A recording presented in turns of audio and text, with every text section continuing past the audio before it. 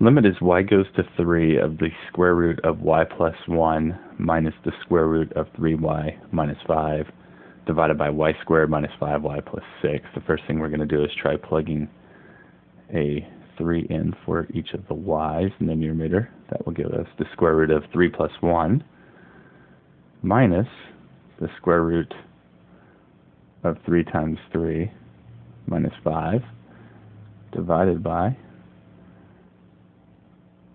3 squared minus 5 times 3 plus 6.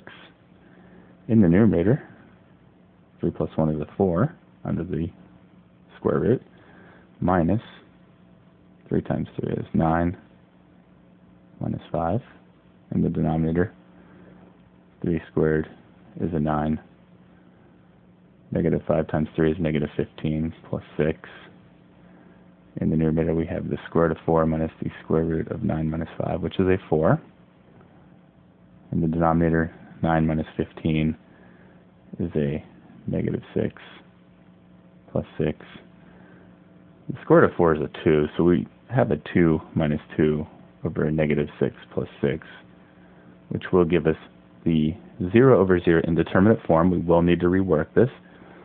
Since we have a root combination, a root involving the variable y in some way, added or subtracted with at least one other term, that's happening in the numerator there, we can try the root conjugate method. Limit is y goes to 3 of the square root of y plus 1 minus the square root of 3y minus 5 divided by, I'm just rewriting exactly what we started with, y squared minus 5y plus 6. We're going to multiply by the conjugate of the root combination.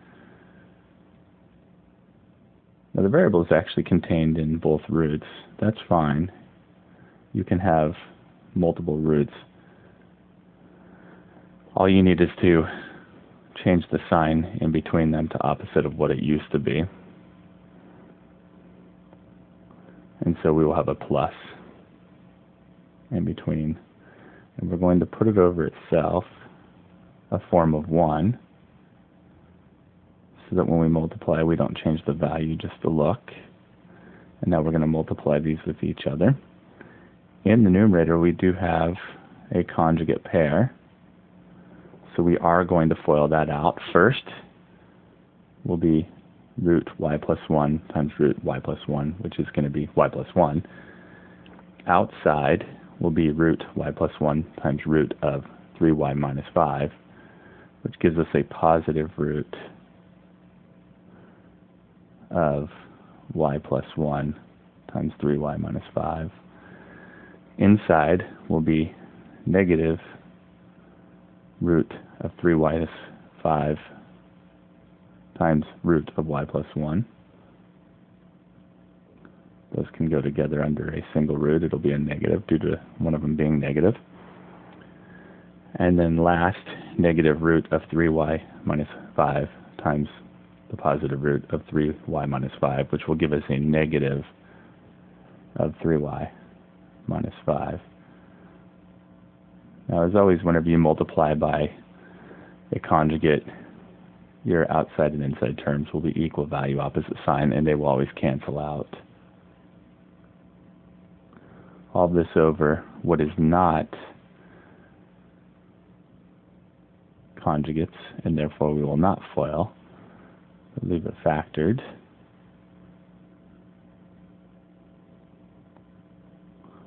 Exactly as you see it. Now in the numerator, when you FOIL it out and you had the last, notice I have it in parentheses. Really important, that negative sign is going to distribute on both of those. You want to be really careful with that. Our next step is to distribute that negative sign. One way to check if you're doing your work correctly, if we had 0 over 0 to begin with, which we did, the root conjugate will not remove the 0 over 0 ever. It just puts it into a new form that will require other work to get rid of the 0 over 0. Quite often it goes to power functions. And so we should still continue to have 0 over 0. I'm going to distribute the minus sign, which will give us a negative 3y and a plus 5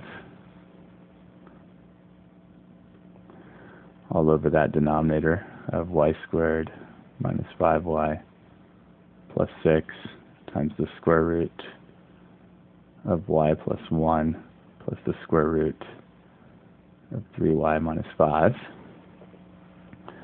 I can combine like terms in the numerator together. In the numerator we have a y and a minus 3y. That will be a negative 2y. We have a plus 1 and a plus 5. That will be a plus 6. I'm just going to leave the denominator alone for now. And as I mentioned, we should still have 0 over 0. It helps to check your work by making sure you do have 0 over 0. And we do. In the numerator, we're going to have a 0 due to this expression. In the denominator, we'll have a 0 due to this expression. They cannot cancel with each other just yet, so we will have to factor. The denominator is going to trinomial factor, so the numerator we're going to bring out a common factor of negative 2. And that will leave us with y minus 3. And there's the y minus 3 factor in the numerator that's making the 0. Not a surprise there. In the denominator, we have a trinomial factoring that we will need to do. And we also have the square root combo. I will just write that down exactly as we see it. So the factoring, we need two numbers that multiply to be a positive 6 and add to be a negative 5. It sounds like that would be negative 2 and negative 3. And there's the y minus 3 factor in the denominator that's making the 0, and you should expect to see those, and there they are canceling with each other. I will just rewrite what we have left, which will be negative 2 over y minus 2 times the square root of y plus 1 plus the square root of 3y minus 5.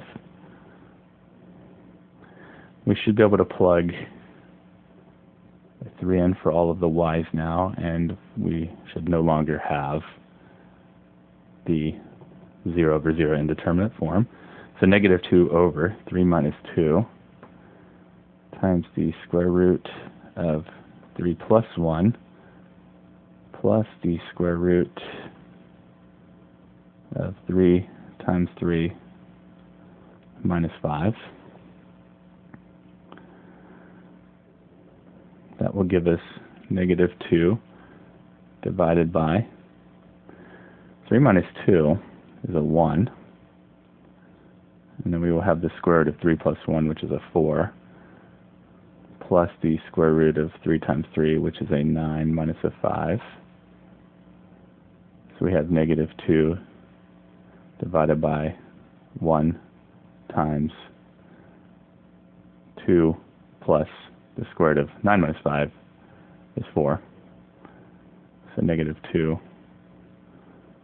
over 1 times 2 plus the square root of 4, which is also a 2. And we have negative 2 divided by 1 times 4, which is a 4. We can reduce this by 2, and it will therefore be negative 1 over 2.